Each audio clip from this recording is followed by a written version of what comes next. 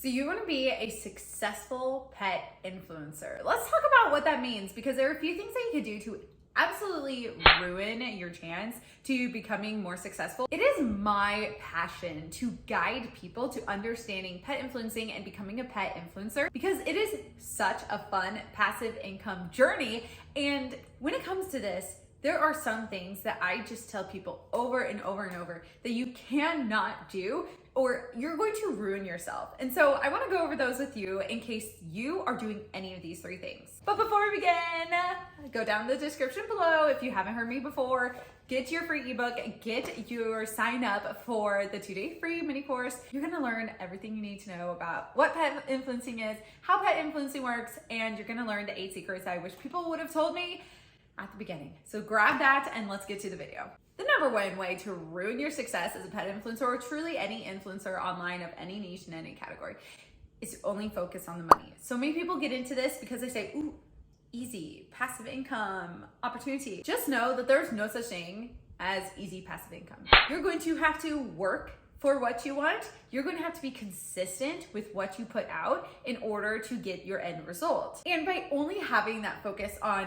the money, by only having that focus on trying to earn or get free products or whatever it is literally an equation for your demise. And this is something that I have to re-educate my coaching clients on every now and then, because some people come into this and they say, ooh, that looks easy. I don't have to put my face on camera. I can just use videos of my cat or my dog, and this is easy. And guess what? It kind of is easy. However, if you don't have a passion for it, and if your focus is just on trying to earn as much money as possible, your focus is going to turn away from your followers and your subscribers and your audience, and it is going to be serving you compared to serving them. And if you've seen some of our other recent videos, I talk a lot about the things you really need to avoid and the things that I really want you to focus on if you are restarting your business or starting a new pet influencer business this year. And by not building your loyal followers, by not getting super fans, and by focusing on the money and the brand opportunities and the presence and the blog articles and all those things, it is dangerous. And so it's something you need to really consider going forward. Number two, something that will absolutely ruin your experience as a pet influencer and that other people are going to find, is when you force your pet to do things that they're just not interested in. Now, I know that this tip sounds simple, but if you have a dog, you are likely able to be a pet influencer without many issues, because most dogs will do tricks, just sit there and be cute. And there are other pets out there that don't do as exciting things. Let's just bring cats in for the example, because I know a thing or two about cats if you know me. Okay, forcing cats to do things is hard. Let's not use the word force.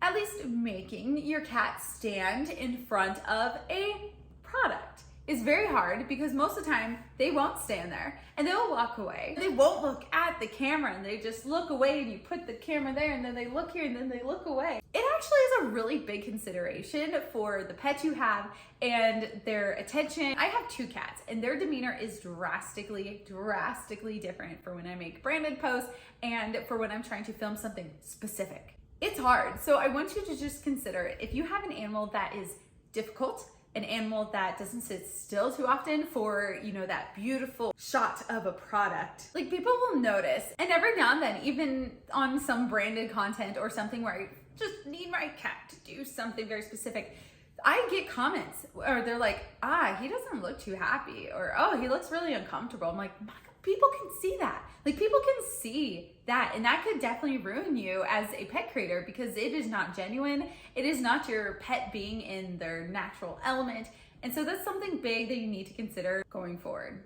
Okay, the third thing that could potentially really ruin you is something that I talk a lot about on this channel, because I'm so passionate, because I've experienced this from both sides, as a creator and as a viewer. And this third tip is never putting your audience first. I know I mentioned this a little bit about like focusing on the money and not putting your audience first in that sort of thing.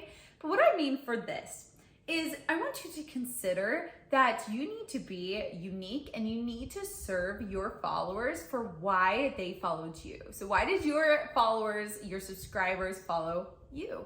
They want something out of it, right? People follow and subscribe because they want something out of it. And maybe it's as simple as entertainment, or maybe it's simple as, oh my gosh, that dog is so adorable, it just makes me happy. Or maybe it's educational. Maybe they're learning the things that you teach them, and maybe you're teaching people how to train dogs to do something. It could be anything, but nevertheless, people are following you for a reason. By you copying other people's videos, taking other people's audios, by you making videos that's easy for you to make, but doesn't really get views because people don't care about it, those are red flags. Because I've been around for a long time and I've seen hundreds of pet influencer profiles and analyzed so many accounts, I can quickly see the accounts that are going to do well long-term and not going to do well long-term because of some of these red flags that we just talked about. So if you're trying to grow your business, if you're trying to become any sort of creator online, you have to find your niche. You have to find what makes you unique, and you have to find what your followers want you for, and then just serve them. Give them what they want, compared to trying to make content that you think works, that you want to make, or copying what other people do because, hey, that worked, let's try to remake that. That's dangerous territory. So hopefully you can take these tips and implement them into your pet influencer business. Make sure that you drop in the comments what your profile is so we can give you a follow. And remember that all of the links that you need are down in the description below. I will see you in the comments and in the next video.